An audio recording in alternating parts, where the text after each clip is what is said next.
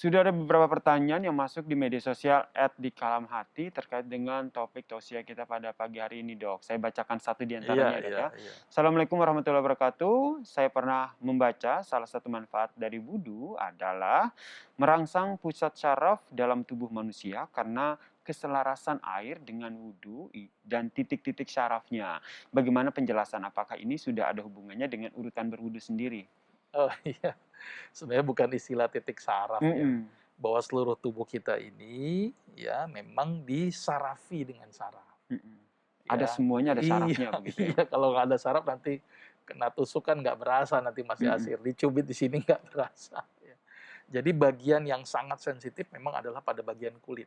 Kulit itu Mhm. memang sentralisasi saraf, gitu ya. Nah, dengan perubahan suhu yang mendadak tadi, misalnya contoh gini Mas, ya gampangnya gini ya, ketika kita lagi santai gitu kan, terus kena air dingin. Mhm. Apa yang terjadi? Kan tubuh langsung misalnya Iya, menggigil refleks. gitu kan. Itu proses tubuh untuk menormalisasi suhu. Oke. Nah, nah ketika dingin itu pun juga langsung kayak aspek merangsang ya saraf kita, tek, dingin gitu. Mhm mhm. Jadi ada aspek kayak menggigil gitu ya, terus kemudian apa, menghindari terlalu dingin gitu kan. Itu adalah porsi tubuh. Sebenarnya bukan masalah titik-titik sarafnya, tetapi semua dalam organ tubuh kita di bagian kulit ini ada sarafnya.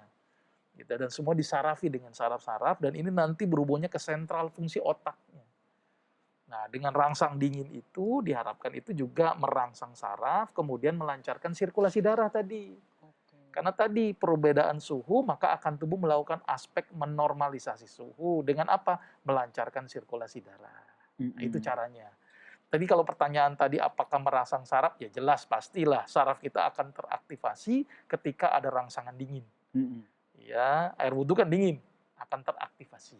Oke. Jadi sebenarnya adalah respon tubuh terhadap respon dari suasana yang dingin. Karena tubuh kita kan 36,5. Mhm Tadi sudah saya jelaskan di mhm. awal. Kemudian, Dok, ini banyak, yang sering saya temui nih di masyarakat, kayak lagi emosi, kemudian dia lagi kayak mau lagi emosinya lagi berapi-api atau lagi marah, itu, "Udah sana wudhu dulu daripada entar kena hipertensi, udah sana wudhu dulu daripada entar kena serangan jantung," atau apa gitu. Itu tuh betul adanya ya atau seperti Iya apa? iya. Jadi kalau dalam hadis itu ketika kita marah suruh kita duduk. Mhm. Ya, kalau tidak mampu juga suruh kita berbaring gitu ya. Mhm. Jadi ternyata dari sisi kedokteran itu adalah mengalihkan aktivitas, mengalihkan aktivitas. Mhm.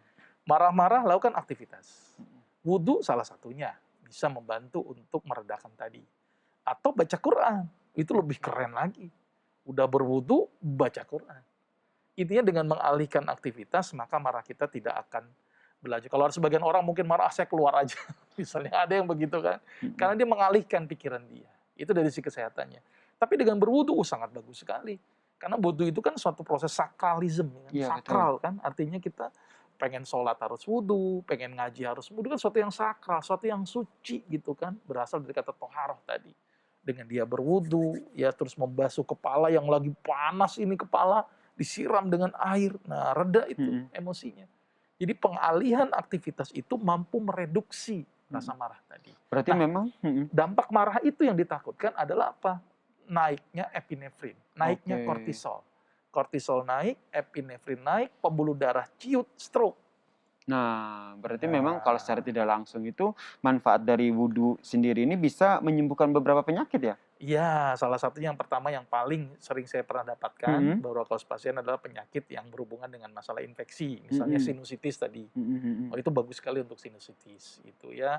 Orang-orang yang misalnya tadi yang lagi emosi, ya kan, yang gampang sekali tuh jiwanya Mhm berubah-ubah. Nah, mhm. dengan harapannya berwudu menimbulkan efek ketenangan. Bahkan kalau perlu jangan sampai batal wudu, gitu ya. Mau tidur, wudu. Wudu itu sangat luar biasa, ya kan. Mau tidur, wudu. Mau sholat, wudu.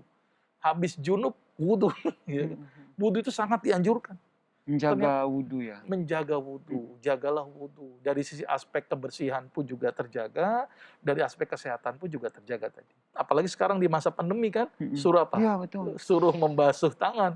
Lebih Mencuci sempurna lagi tangan. dengan berwudhu. Mhm mhm. Tidak hanya sebatas tangan, sampai sini, sampai kepala. Karena kuman itu berada di mana-mana, tidak hanya di tangan.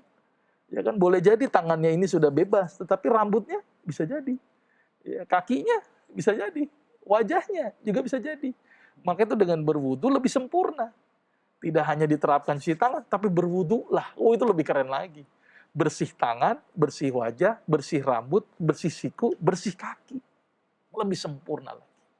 Masya Iya. Allah. Nih, terakhir nih Yok, Iya, terkait dengan wudhu itu sendiri. Biasanya kan kita melakukan wudhu itu kan 5 kali. iya, Nah, kalau seandainya dengan tausiah yang disampaikan dokter itu kan berarti wudhu ini sangat bermanfaat. iya. Kalau dilakukan berkali-kali itu boleh kan? Boleh, silahkan. Bahkan kalau Mhm, perlu ketika batal, wudhu lagi. mhm, Kalau batal, mhm. wudhu lagi. Tapi lihat kondisi. Kita lagi Iya, kekeringan apa enggak? betul. Jangan Kalau sampai. kekeringan, ya Mhm, paling tayamum kalau mau menggantikan gitu mhm. kan.